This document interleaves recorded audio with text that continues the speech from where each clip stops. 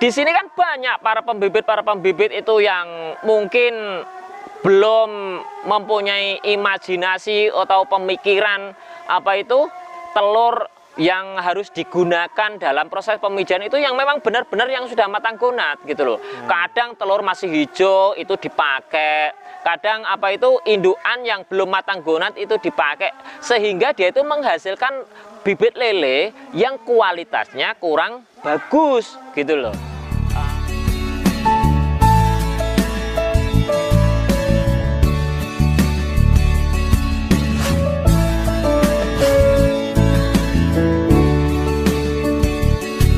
Assalamualaikum Gus. Waalaikumsalam warahmatullahi wabarakatuh. Ya, apa kabar Gus? Alhamdulillahirabbil alamin. Nah, ya teman-teman, kita masih di sini bersama Gus Nur, pembibitan lele di Celuring, Jawa Timur, Banyuwangi. Alhamdulillah. Nah, di pagi hari ini kegiatannya apa Gus? Di pagi ini kita mempunyai planning untuk proses pemijahan buatan. Nanti malam. Proses pemijahan buatan. Ya. Nah, tapi untuk di pagi hari ini tentunya ada yang harus ditangani kan? Ada. Untuk pemijahan buatan para sahabat, untuk teman-teman semuanya yang mungkin pemula ataupun menemukan channel ini yang belum mengetahui bagaimana tata cara proses pemijahan buatan.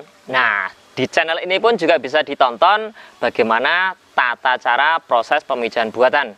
Untuk pagi ini Mas, dikarenakan nanti malam kami itu mau melakukan proses pemijahan buatan, maka di pagi ini sekitar jam 10 kami sudah melakukan proses yang pertama, seleksi induk. Seleksi induk itu kita itu mengecek kematangan gonat dari induk yang akan kita pijahkan nanti malam. Dan yang kedua, kita melakukan proses penyuntikan hormon ke tubuh induk betina lele para sahabat.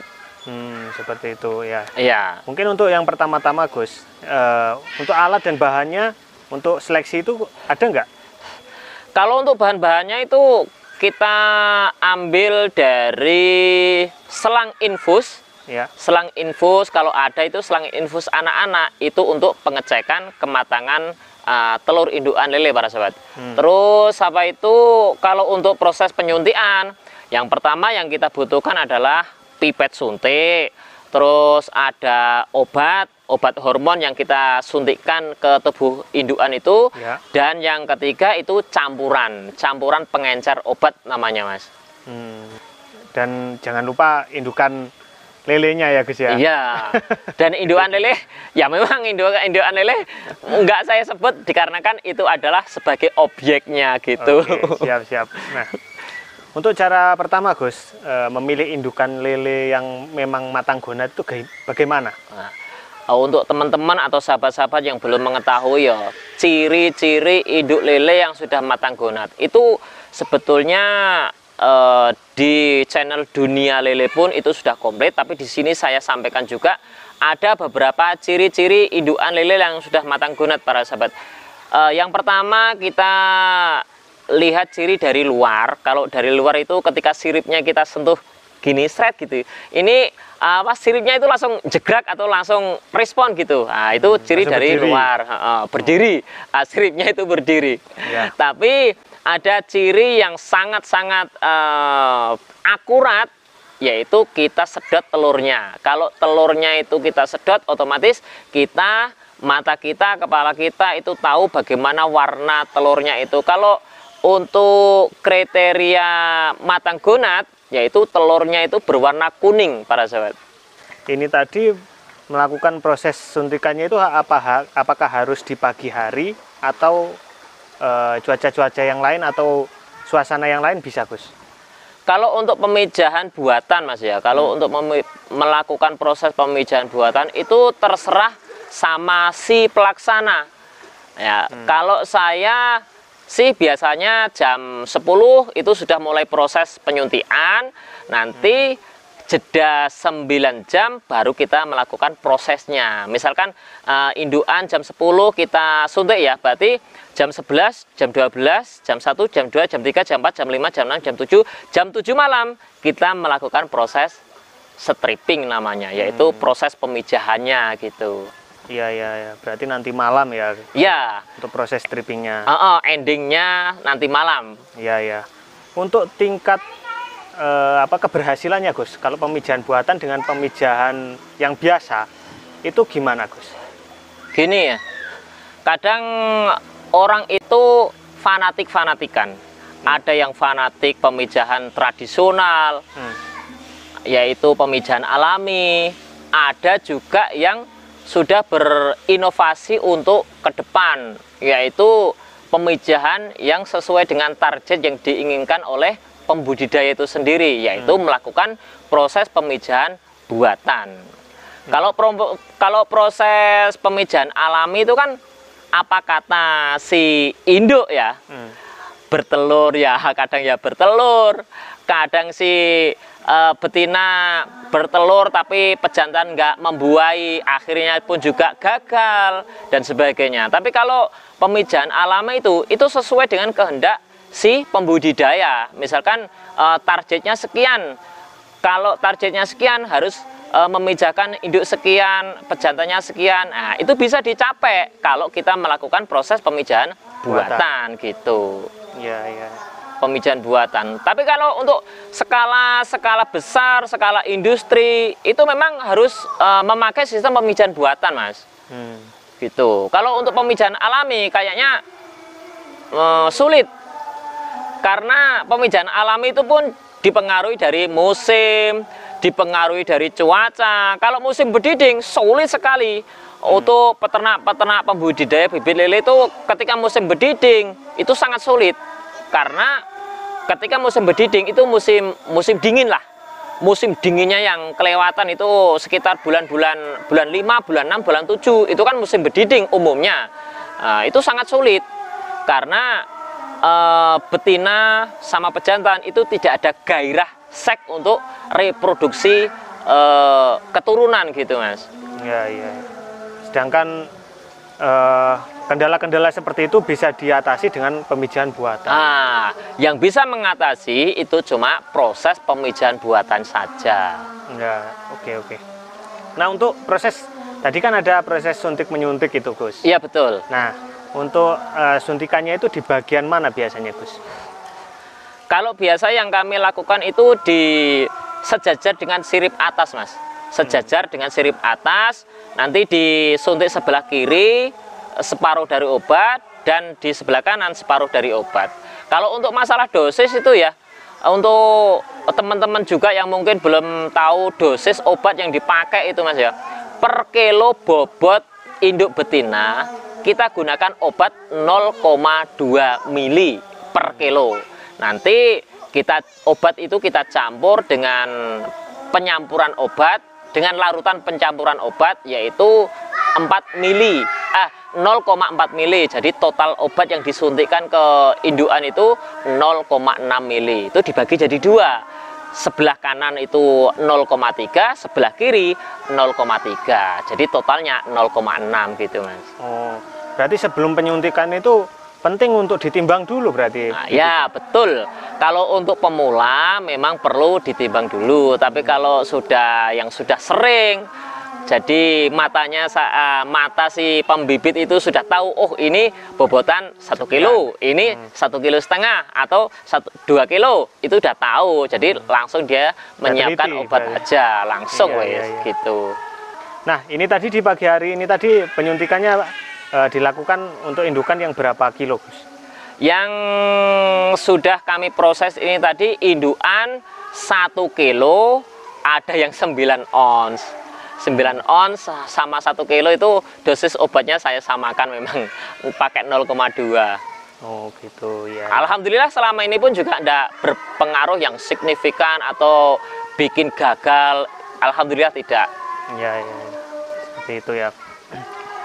Dan ini tadi dapat berapa ekor penyuntikan, Gus? Sementara ini sudah kami suntik 20 ekor induk. 20 ekor induk? Iya. Di pagi ini saja ya, Gus? Iya, insya Allah ini kloter ini, satu kloter pemijahan ini itu kurang lebih targetnya 2 juta bibit mungkin ya. Kita memberikan target 2 juta bibit lele yang insya Allah yang dihasilkan.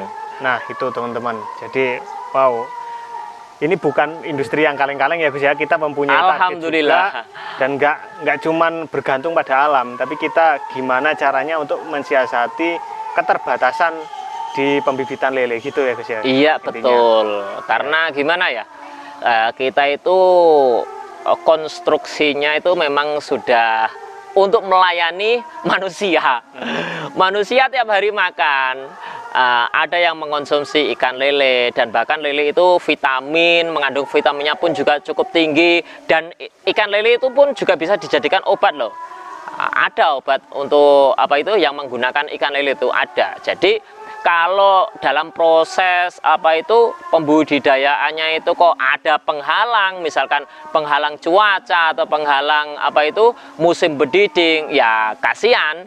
Oleh karena itu kami di sini khususnya itu berinovasi untuk melakukan proses pemijahan buatan, yang mana target yang kita apa itu yang kita harapkan itu insya Allah bisa cepat terpenuhi gitu. Ya.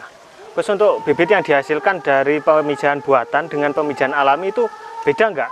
Untuk ketahanan tubuhnya, untuk pembesarannya itu gimana?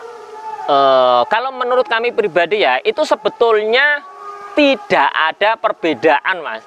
Kadang itu ya memang ada sebagian wilayah itu yang fanatik dengan hasil produksi alami, misalkan pemijahan alami gitu ya. Ada sebagian yang tidak senang dengan bibit yang dari proses pemijahan buatan.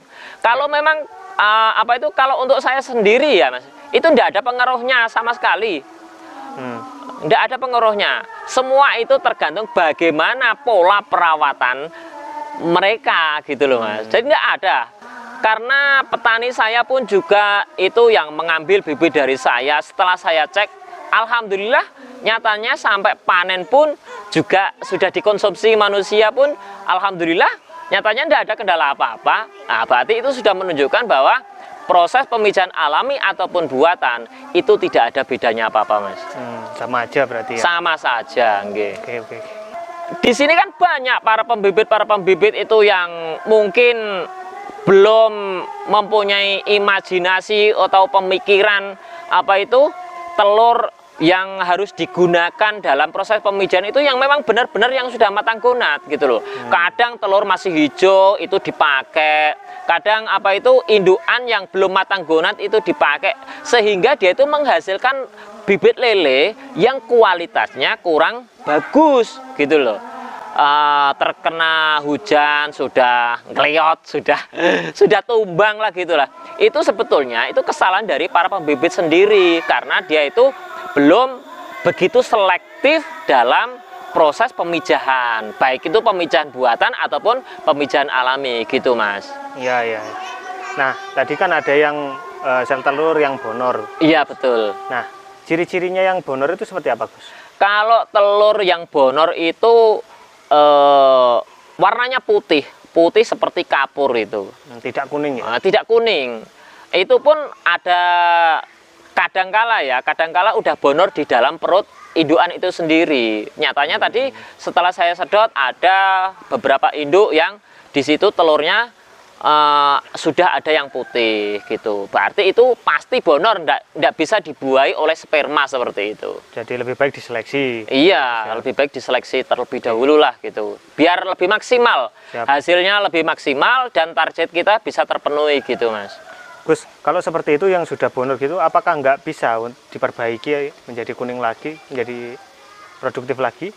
Oh, kalau untuk telur yang sudah bonor itu Mas, itu ya jelas tidak bisa diperbaiki karena itu sudah kodrat dari ilahi itu. Kalau indukan itu masih bisa diservis lah gitu loh, biar bisa apa itu memproduksi telur yang lebih bagus gitu, itu bisa kalau indukannya. Kalau telur yang sudah bonor itu ya sudah tidak bisa dipakai intinya gitu wis. Iya. Baik Gus, terima kasih untuk kesempatannya di pagi hari ini. Semoga rezekinya lancar selalu. Amin ya rabbal alamin. Pemijahannya di pagi hari ini berhasil semua. Amin. 100% ya. Amin. Kita tunggu untuk targetnya 2 juta bibit terlaksana. Mudah-mudahan Mas, nanti lain waktu mungkin 1,5 bulan atau 2 bulan kesini lagi enggak apa-apa. Nanti Oke, kita siap. lihat hasilnya untuk proses pemijahan bulan ini.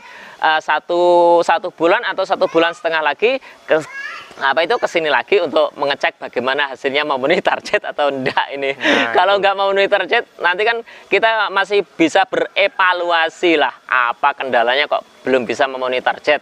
Sedangkan kalau untuk indukan sama telur itu kan nanti kan ada proses penimbangannya itu Mas, sebetulnya Mas. Kalau di sesi pemijahannya. Sesi stripping, setelah stripping nanti ditimbang berapa berat telur yang dihasilkan per induk itu. Nanti seperti itu Mas, kalau kalau ketika melakukan proses stripping nanti Mas gitu. Oke, siap. Terima kasih Gus. Nah, jangan lupa untuk subscribe di channelnya Gus Nur, yaitu Dunia Lele. Nanti kita sertakan linknya di deskripsi atau di bawah video. Dan itu saja teman-teman untuk video kita kali ini, semoga bermanfaat. Jangan lupa untuk klik like, komen di bawah, lalu subscribe di channel kita Jaring Usaha. Sekian dari kami, salam pengusaha, salam semangat, salam cuan.